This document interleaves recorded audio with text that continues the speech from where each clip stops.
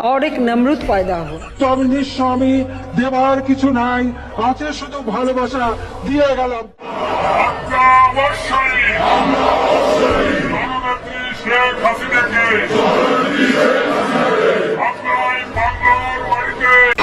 এবার এক দফা শেখ হাসিনাকে কবরস্থানে পাঠাতে হবে।